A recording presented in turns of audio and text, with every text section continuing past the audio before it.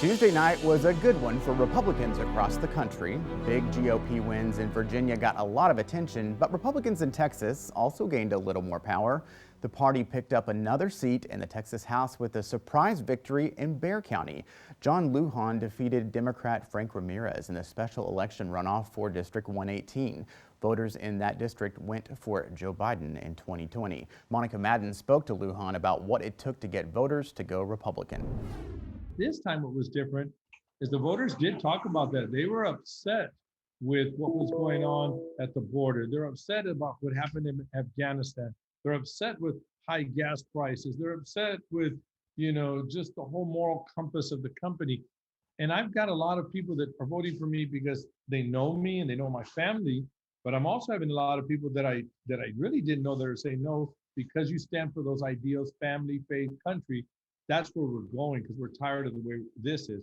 And we saw a lot of that. It'll be interesting to see if that's kind of an approach that future candidates take, because it sounds like, and let me know what you think based on what voters said to you, but I feel like in general, at least what I hear and what I read, Americans are so sick of just attacks on one party and another. What's your take on that? I wanted to be an example that we don't have to be doing politics in that manner. And there was times when my team meant, hey, we got to go a little negative. And I'm saying, no, I'm going to stay the course. I'd rather be in Austin working with a good conscience and know that I got here based on the community wanted me here versus, oh, I had to go say this about somebody, right?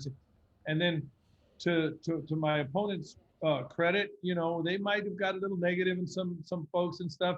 But for the most part, he was good. And we talked last night. And, he called me when he congratulated me on the victory. We talked and I said, man, your concerns, you're a community member, your concerns and things that you're passionate about, man, let's have coffee, let's talk. And I want to bring those to the table because they need to be addressed. And then I prided myself with him in the sense that he also wanted the best for the community. We wanted to bring out voters and we had a lot bigger turnout than expected. Even in spite of all the problems that we had at the voting, we still had a great turnout. There was lines of people and it was challenging, but we still had a lot of turnout, and I'm proud of that, and I know he was proud of that also. This is familiar territory for Lujan. He briefly held that Texas House seat in 2016 after winning a special election, but he lost the general election later that year, and he never served in a legislative session. The District 118 seat will be back on the ballot next November. Waiting to get care is probably emotionally damaging to a lot of veterans. Why do those who served our country often have to wait and wait to get medical care? We dig deeper into the health care backlog facing veterans. As new laws in Texas aim to restrict abortion even further, we're seeing a surge in the number of people getting medication by mail to induce abortion. But are there risks? And is a doctor always involved? Plan C pills, the debate over safety and access. Our investigation coming up.